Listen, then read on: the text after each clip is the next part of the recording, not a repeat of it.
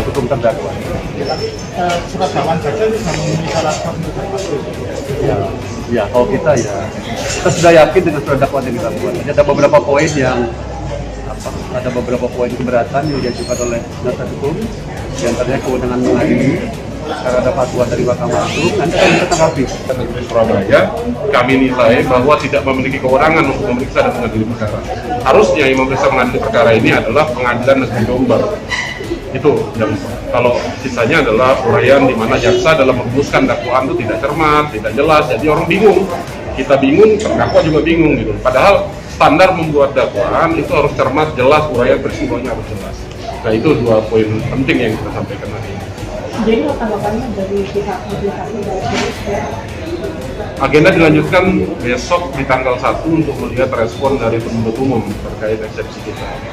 Kemudian setelah itu baru putusan selah yang berbarengan nanti juga dengan diputuskan berupa penetapan terkait permohonan kami pengajuan sidang secara offline.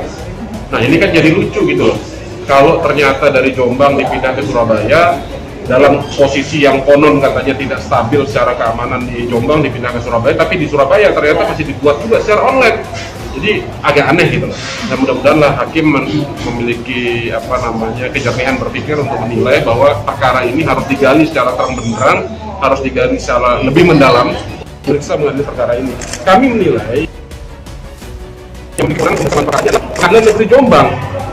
Nah, cuma kami menghitung 37 hari sebelum tahap 2 di tanggal 7, 37 hari kalau kita hitung mundur, itu ada dakwaan itu disebut sebagai sebuah fatwa Mahkamah Agung nomor 170/SK/SK/2022 tanggal 31 Mei. Dinyatakan bahwa persidangan ini harus dilaksanakan di Surabaya. Sesuai dengan ketentuan dalam KUHP di pasal 85 yang mengajukan permohonan itu hanya dua yang memiliki legal standing. Satu, Ketua Pengadilan Negeri. Yang kedua, Kepala Kejaksaan Negeri. Nah di luar itu tidak boleh itu. Nah kami sampai menerima berkas perkara ini tidak melihat itu bentuk fatwa itu, sehingga kami menilai urgensi dipindah ke Surabaya ini belum ketemu. Tapi kalau dilihat dari perkembangan 2 kali sidang, terdakwa masih dihadirkan secara online. Itu kan sama aja gitu loh, dipindahkan dari Jombang ke Surabaya online juga gitu. Jadi kami juga ingin menggali ini lebih dalam. Jadi ya itulah salah satu yang kami ajukan keberatan. Kemudian yang kedua adalah di mana dakwaan itu tidak cermat, tidak jelas, kemudian tidak teliti. Padahal dakwaan itu harus cermat, jelas, dan menguraikan peristiwa itu secara detail. Sehingga hakim tidak kebingungan membaca, kami juga tidak kebingungan dalam menilai dakwaan yang menjadi induk untuk adanya tuntutan nanti. Ketika memang siap putusan selah, kemudian terdakwa juga memahami apa yang dimaksud dengan dakwaan itu. Itu yang 2 poin penting yang kita. Harapannya nanti putusan selah gimana? Hakim mengabulkan terus terdakwa bebas. Ya kalau harapan ya pasti kita berharap bahwa memang apa yang kita ajukan dalam eksepsi itu dikabulkan. Tapi andai pun tidak dikabulkan, maka ada permohonan tertulis yang kita ajukan pada hari ini yang minggu lalu sudah kita ajukan secara lisan, yaitu persidangannya secara offline. Itu penting, karena kalau sudah dipindah ke Surabaya ternyata masih online juga, ini kan bagaimana jadinya? Mending di Jombang aja gitu loh.